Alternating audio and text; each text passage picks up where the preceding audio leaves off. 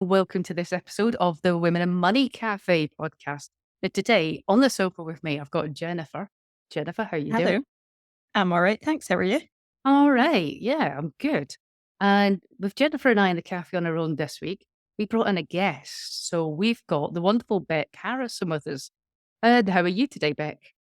I'm great. It's really lovely to be here with you both. Thanks All for right. having me. Oh, well, so far it's been a pleasure to have you. Very I'm good. sure that's going to continue to be the case. I was going to say, you might not say that after half an hour. No, so Beck's a really interesting person for us to have on because you know that we're all about we look at the practical side of money as well, but as well as that, the emotional side of money is really important too. And an area we've not touched on that much in the podcast is the impact of trauma on on your relationship with money. And so I just feel like I've been really lucky in that Beck kind of landed in my lap because Beck is a post traumatic growth coach. And I got to know her really well when we did some training together. So I thought, who better to come along and sort of start to unpick this relationship between trauma and money and just, I think it would be fair to say that to a certain extent, everybody will have experienced this to varying degrees at times. And I'm pretty sure that after listening to Beck chat for 30, 40 minutes, you're going to walk away just viewing your own relationship with money a little bit differently to how you are right now. So that's who you are, Beck, in my eyes. Is there anything else you feel that the listeners need to know about you before we start? Well, no, it's a great introduction. Yeah, I mean, my main work that I do is I help women to unlock and heal often hidden childhood trauma that's holding them back from living their life as their true self. And I'm really kind of on a bit of the mission to create a new perception around trauma as well, because a lot of people think it has to be something really big, like an accident or child abuse or, something really massive. So a lot of people will think that they don't have trauma. So, oh, no, I had the perfect childhood, all of that stuff. So what's really interesting, I think, is that kind of education around trauma, I think is really important that actually, no, it can be, everybody has some kind of trauma that they carry with them. And just talking about money as well, money is incredibly emotional. I mean, you think about all that's the stuff that keeps you awake at night, right? And Yeah. all knowing, especially in a partnership, I know with my husband, our biggest arguments are always about money. So it's a really important thing to talk about, really important topic. All right. Well, look, thank you for that. So, Jennifer, if I said money and trauma to you, what's the first thing that pops into your head? More common than people think. And we will see it kind of arise in different circumstances in our clients. But a lot of the time, if someone said, oh, money trauma, I would normally automatically think of separation. Right. Because you know what pops into my head, and I think this is something you've alluded to before, Jennifer, in previous podcasts, and that is about the debt cycle. Absolutely. And I can remember going back, so this is maybe 20 years ago now, when Brian first got diagnosed with cancer. And the way that we went through spending, we spent a lot of money. And on reflection, that was in reaction to his diagnosis. And I know that now part of me was like, right, well, we better just enjoy today because we don't know if there's going to be a tomorrow. And that definitely triggered a spending and a debt cycle for us. So, like you said, this is probably to varying degrees impacting on everybody every day, isn't it? Absolutely. And I think we see it quite often for people who maybe look to capital raise or consider taking money out of their own homes to pay off their debt. And if they had done that before, we will then see them in a couple of years' time and they still have debt or they've got more debt than what they started with just now with a higher mortgage. And it's because they haven't actually changed that cycle. Yeah. So, Beck, well, we've got access to your expertise then. All right. Well, I'm going to be dead nosy and curious about is like, how did you start to unearth and understand this relationship between trauma and money? I mean, I started to recognize that when I started doing the deeper trauma work last year, when I was doing the certification into trauma-informed coaching, we work with a thing called internal family systems. So we look at everyone is like they're parts of you. It's like being the CEO of a company and having all these parts around you that they all do a job and they're all there as part of you to keep you safe from an inner child wound. So what I started to recognize, a part of me that comes up quite a lot is an underachieving part, which self-sabotages me. But part of this underachieving part is an overspending part. So this underachieving part says, you don't know enough. You've got to keep going. You've got to keep doing, you've got to do another coaching certification. I've now got 7 coaching certifications. Okay, whoa, hang on a minute. You've got 7 coaching qualifications. Yeah. And is that enough? I actually finding now, I love learning. Obviously, everyone loves learning and I want to keep learning, but I want to do it for me. I don't want to do it for this part of me that's telling me that I don't know enough. I do know enough now. I've got enough knowledge and expertise that I know that I can get out there and help a lot of people. And I do already help a lot of people. So that underachieving and overspending part that was telling me that I didn't know enough has got me into quite a lot of debt, £25,000 worth of debt. Right. Because everything was like, the next course was, no, this is the silver bullet. And I'm not saying any of it, wasn't, all of it's been fantastic and useful. But I think for me, I was spending a lot of money on working on my mindset, but I wasn't doing the deeper work. Because you can think something up here in your head, but if your body doesn't believe it, it's going to sabotage it every time. The physiology will overtake the psychology every time. Oh, right. That's That makes interesting. sense. Uh-huh. Yeah. So is this the disconnect between knowing and feeling? Yeah. So I think a lot of people think that we would think something first and then we feel it, but it's actually the other way around. So we'll feel it in our bodies, like, I don't know if you've heard people talk about the gut brain. We'll feel it most 80% of the messages go from the body up to your head, up to your brain, not the other way around. Is this why when we have a conversation and someone's really wound me up, not that this happens often, and your first question is always to me is, where do you feel it? Yeah, exactly. Because there'll be some past trauma that will be stuck in your body. So when you lean into the sensation of where you're feeling it, that can uncover and unlock what's really going on. All right, Jennifer, you're going to like this. Last time she asked me this question, where do you feel it? My answer was, in my head, I want to headbutt something. She goes, you're so Scottish. Yeah. So, it's about we spend so much time in our heads that we get disconnected from our bodies. So it's very important to just because there's a fantastic book by Bessel van der Kolk called The Body Keeps the Score. And it just does, everything is stored, all the trauma, everything that ever happened to us.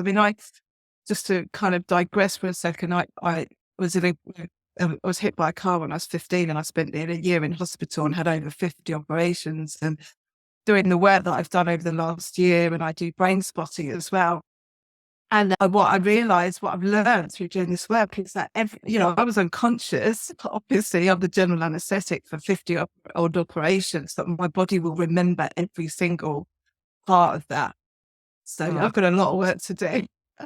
Yeah. Right. So that was interesting. So what you were saying there before we went off on a tangent, which was my fault, is that there's this part of you, this inner part, that's carrying some form of trauma. And the way it was acting out is it felt it needed more knowledge to be able to do what you wanted to do in life. But the cry of the knowledge was getting you into debt. And that just that was a cycle that kept perpetuating itself. So how did you unpick that? Well, through doing the internal family systems, I recognised that that's just a part of me. And then I worked out how old I was when the part first came up, when I first felt like the underachiever and I'm never going to know enough and everybody's better than me and everybody knows more than me. And that's definitely a childhood thing. So just sort of going back to those memories and where I was feeling it. And I think it's linked to my mum and her spending habits as well. So that was kind of mirroring that stuff. So that's kind of, it's very much linked with that, but also just never feeling like it was safe for me to shine and be good at something. Right. I mean, this is a whole nother podcast, but it's a mother wound, shall we say, that's that. But yeah, it's all kind of linked with my mum and trauma around that. She was married 4 times. I was a baby when she started with my dad. And I just used to see a lot of arguments around money. Right. Because that's interesting what you were saying there. It suggests there's sort of a generational link potentially for some of us as well. Yeah. And as they now know with epigenetics and other research, so that like trauma carries through 7 generations. Oh, right. So we've not only got our own stuff going on, we've got everyone else's going back however far. So yeah, it's really important. The work that I do with people is to, learning how to become a cycle breaker and recognizing that that's not your story, that belongs to someone else. All right. So what kind of patterns or ways do you think then that this trauma can show up with people with their money? So you've really kindly and generously shared your own example there about this, feeling like an underachiever and the wanting to acquire knowledge. So are there any other examples that you can think of? I mean, a lot of it comes from the sort of stories that you heard from your parents, like rich people are arseholes, or, it's not good to be, money doesn't grow on trees, it was bad to kind of want money. So, a lot of people will show up for them that as soon as they get money, they will get rid of it as quickly as possible. It's not safe. It doesn't feel safe to the system to have it, or some people might not feel they deserve to earn the money. That was been a big one for me as well. It's like I don't. Right. So Jennifer, what are your thoughts as you're listening to Beck talk there? Really interesting, particularly if you're saying that it can hold there for kind of 7 generations. It's a long, long time to be in a family for anything. But it's good to see kind of techniques and how you break that cycle, because I think everyone is capable at least of starting that journey. So it'd be good to see, I don't know, ways in which you can tackle that, and also possibly more on an advice side, ways in which we can maybe recognise it more, because we all will have some form of money trauma. Yeah, exactly. And I think I've got a question for you, because you were saying at the start that trauma doesn't have to be something big.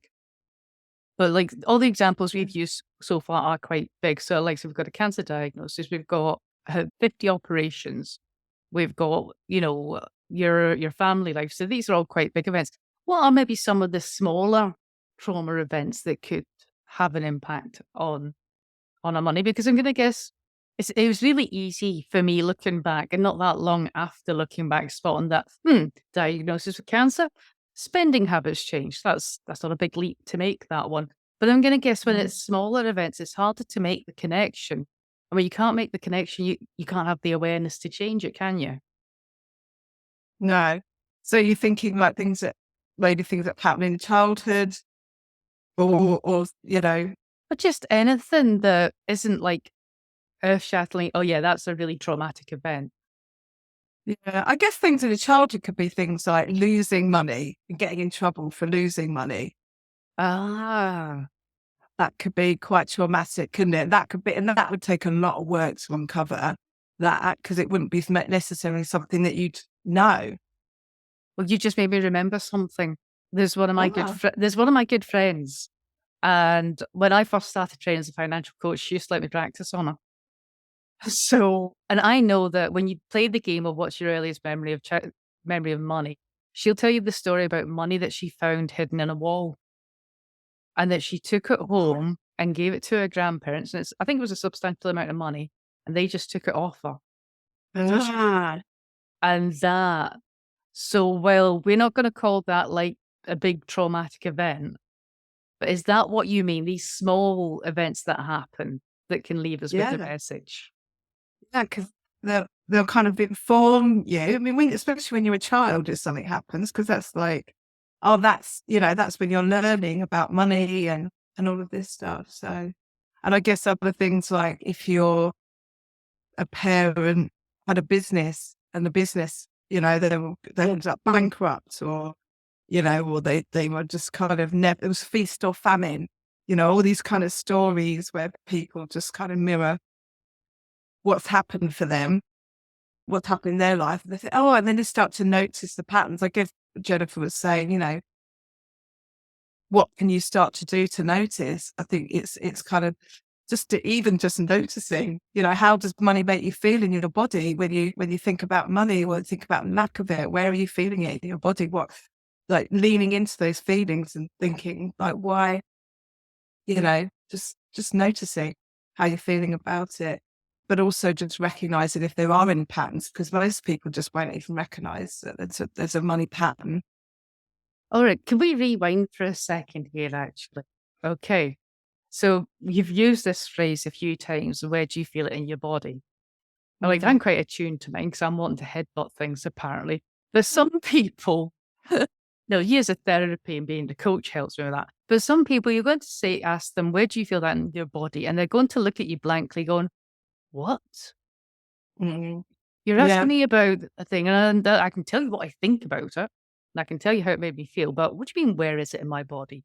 Could you maybe just explain that a little bit more for people? Because we've just taken it for granted, and I thought some people aren't going to get that. Yeah, I know that's the thing. When you say to somebody, like one of the conversations that we've had recently, I just feel really angry. And you'll say, how do you know you feel angry? And someone will just come out with loads of words, well, this and that and that. And it's like, but how do you know? Like, where do you feel it?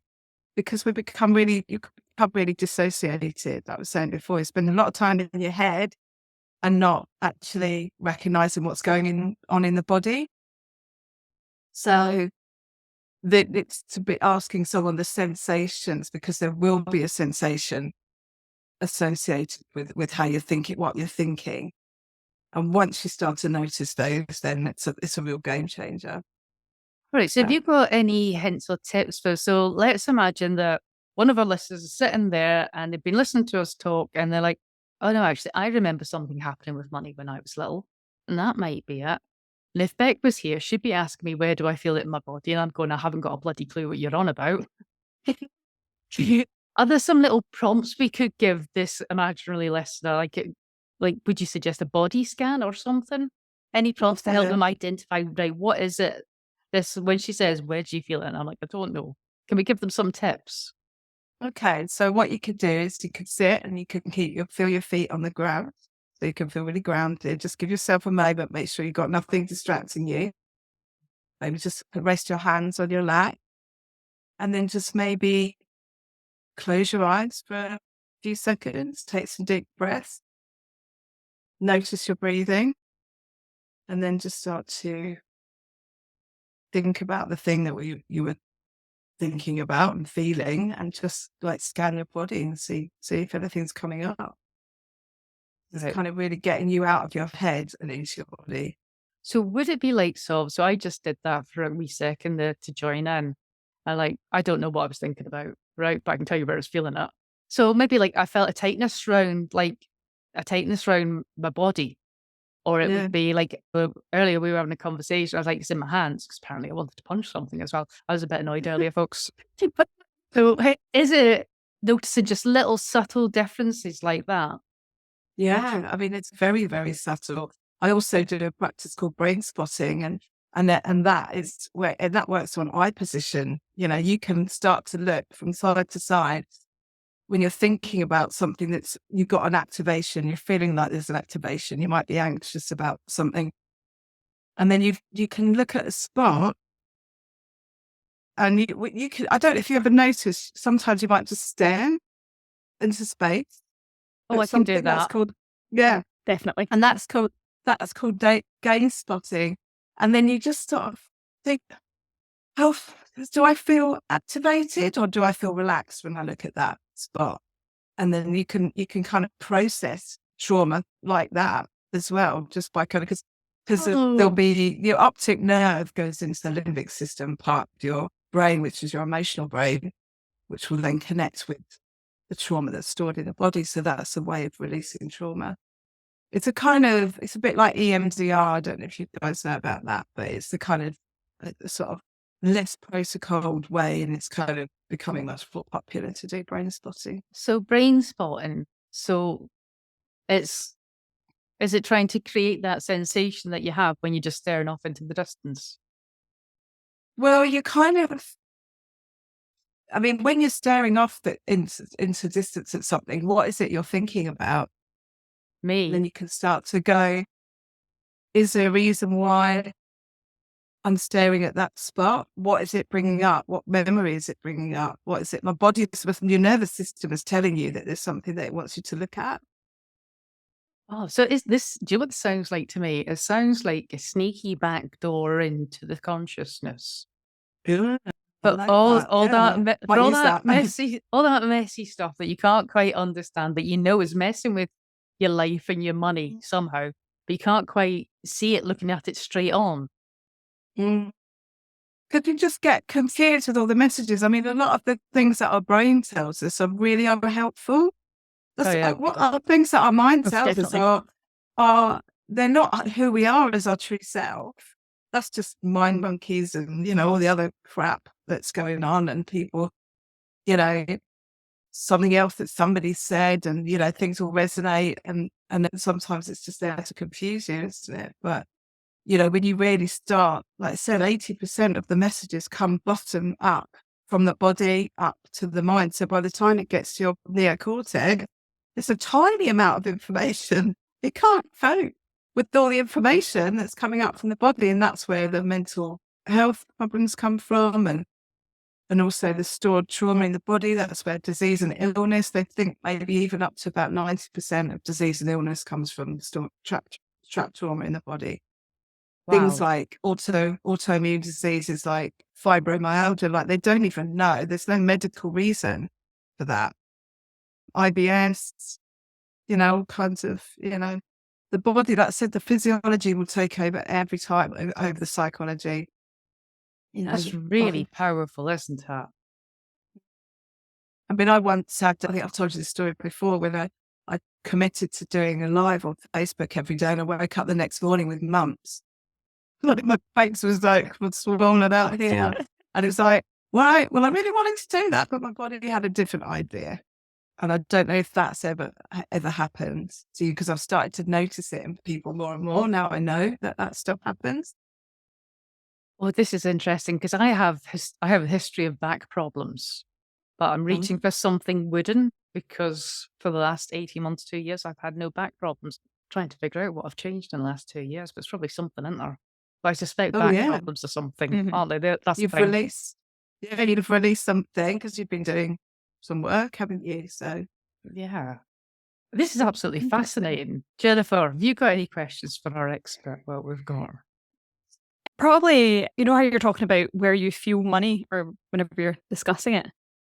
Does it matter where in the body you feel it? Does that matter to anything? It's just where they feel it. This is the whole thing, and this why I love the brain spotting stuff, because I am the tail of the comet, and the person's nervous system is where it wants to go. So you're actually just allowing yourself space to listen to your nervous system. And it can be anywhere. Like someone will say, I feel it in my finger, weirdly, like something's, or yeah, it's just, it's bizarre. Or, like say some people are really dissociated because they're too used to being up in their head. It's like, okay, just where do you feel more relaxed, or where, there'll always be.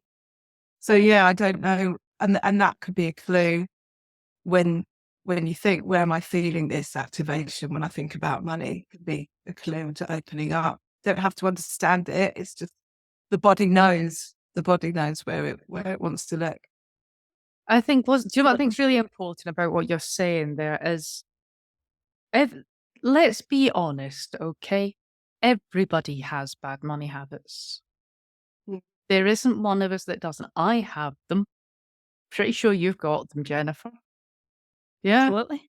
Beck, you got some bad money habits? Oh, yes. I'm working on it. Like we all have. And I think it's so easy to sit there and feel ashamed of it. And to not feel that you can let anybody else know and to blame yourself for it. And that doesn't actually move us forward. And if we just accept that that's everybody, it's part of the human condition, isn't it? But it's, it's like you're saying, Beck, it's this being connected with yourself and bringing awareness to it. That's how we can start to change things, isn't it?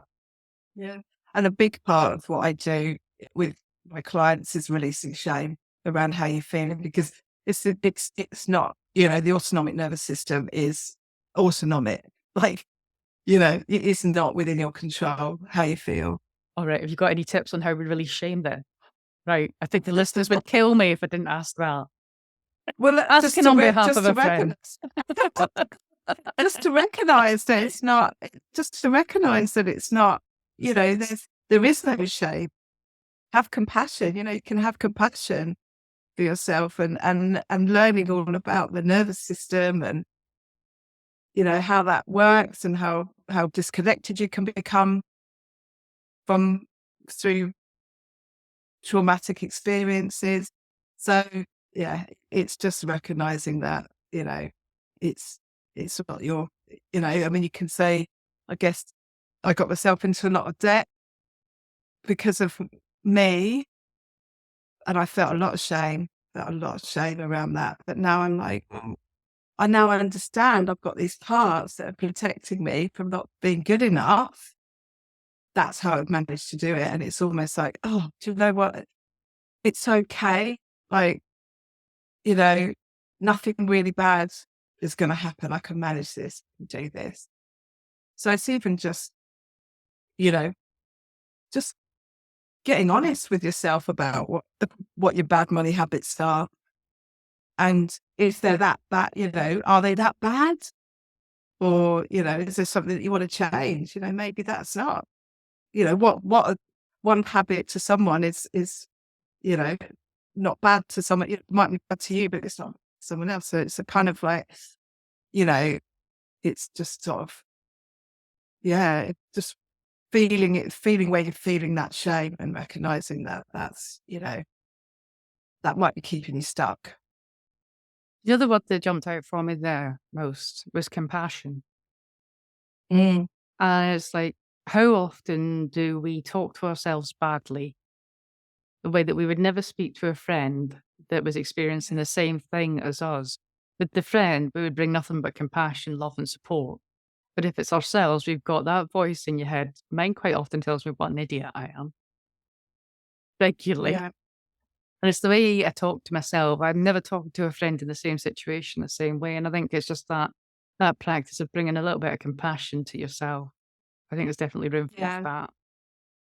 Yeah, because that would be a part of you, that part that's making you, that inner critic part that's making you feel shame. Who we are at our true self. I've got my card, my true self card is when we are in our true self, we are creative, compassionate, connected, confident, present, curious, calm, courageous, optimistic, kindness, playful, clarity. And all of us are that. That is who we are as our true self. So anything that differs from that is, that's a part of us that's not who we are. Oh, quite like that.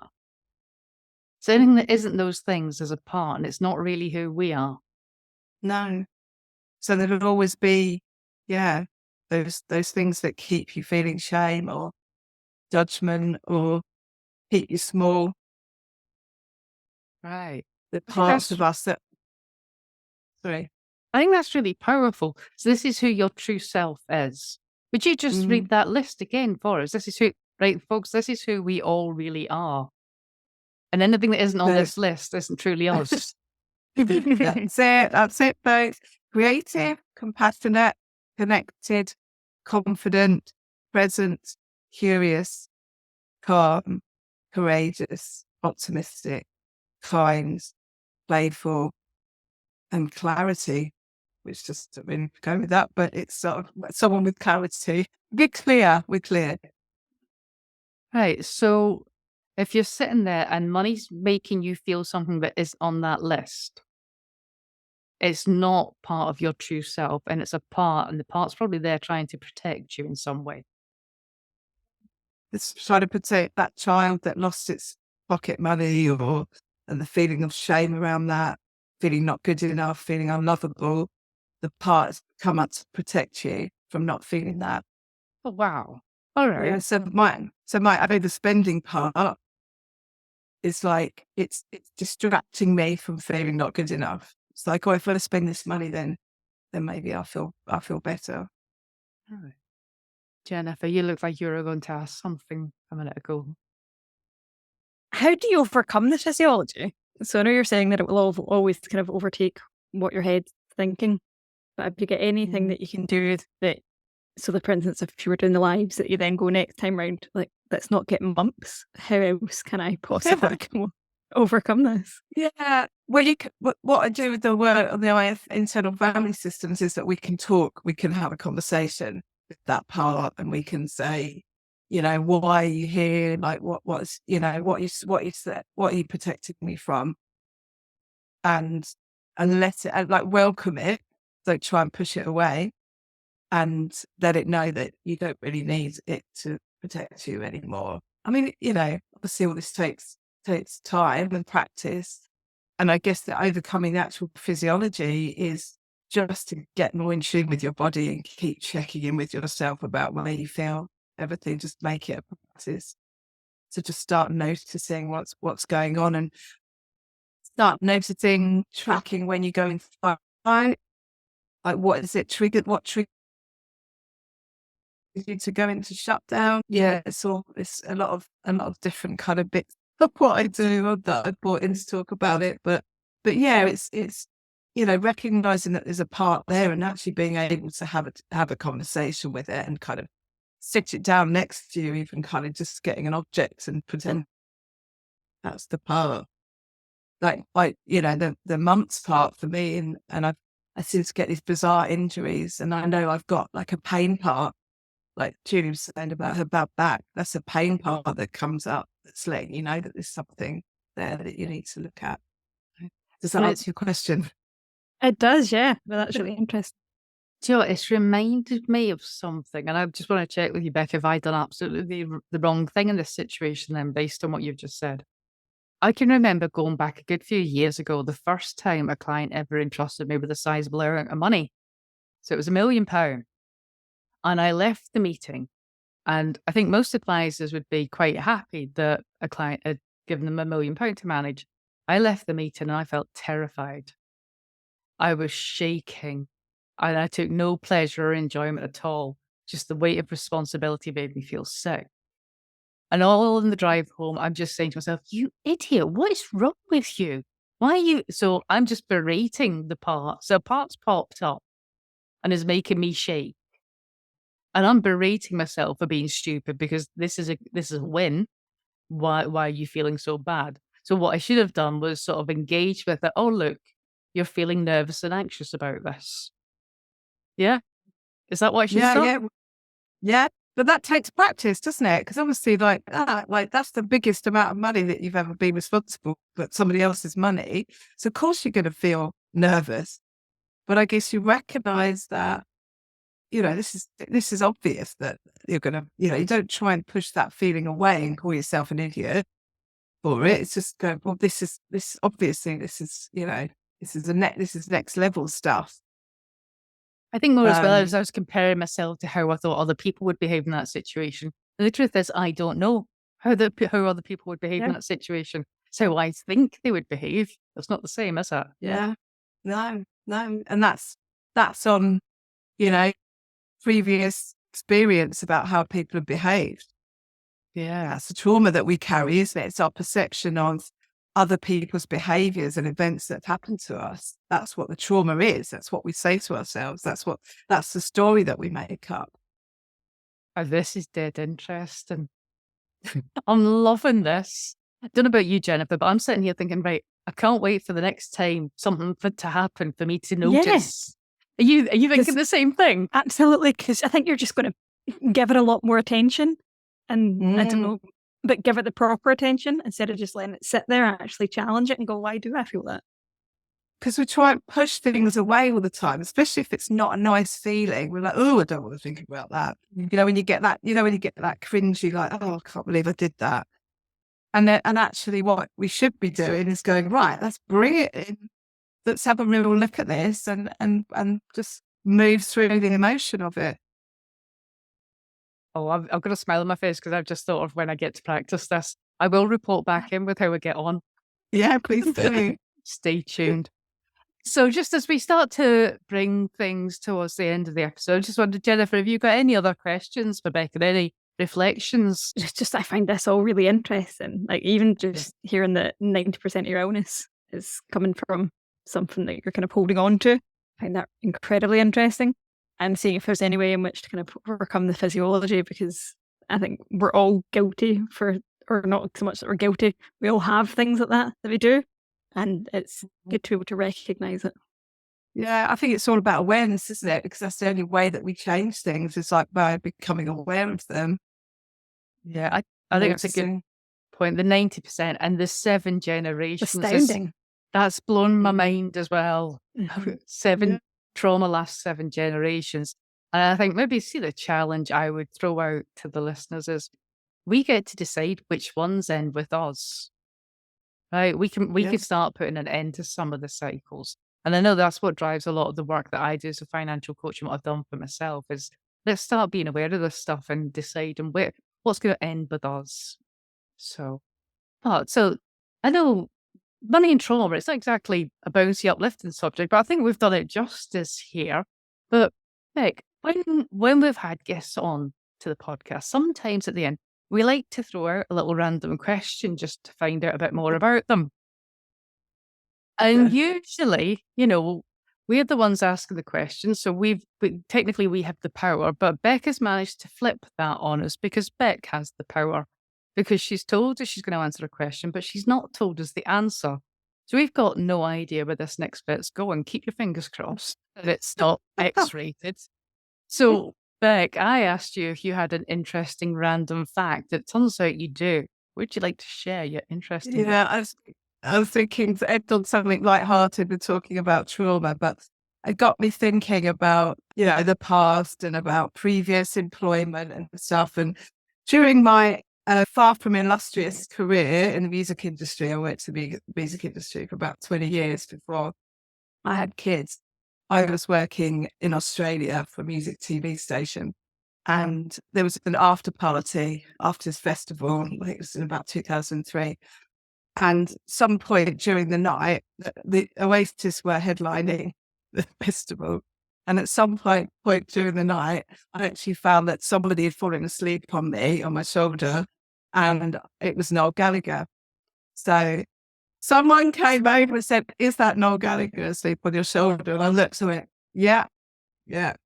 And then someone else came over. I think it was like an unofficial journalist or something, because there weren't supposed to be any journalists there. And she started to try and poke him and ask him questions. And he just kind of sat up and went, talked to my manager like that and pointed to me and then fell back asleep on me. So I had a very brief career as Noel Gallagher's bodyguard. That's what I called his bodyguard as well at the time, but a very brief career as Noel Gallagher's personal manager. Oh my goodness! Brief. And I didn't get paid for it. But and did he dribble? I can't even remember what I said to this person, but it sounded very convincing because she kind of went off thinking that I was actually his manager. But I mean, I guess the link for me with the music industry and trauma is that it did qualify me to work in the trauma space, working in the music industry. That is a fantastic random fact. That's going to take some beating, Beck. That is the best.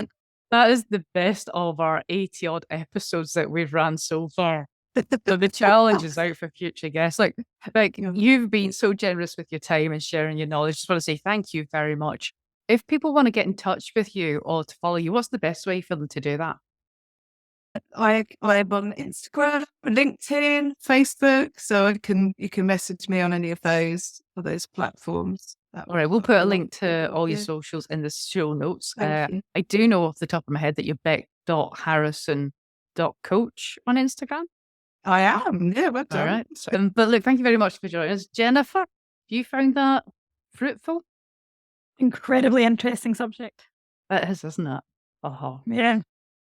All right. Well, I think, Beck, we might be having you back on to talk some more about Oh, I'd love to. episodes. I love a chat. But it's been an absolute pleasure. I just want to say to the listeners as well, thank you guys for listening to us as well. As always, take care of yourselves. Until next time.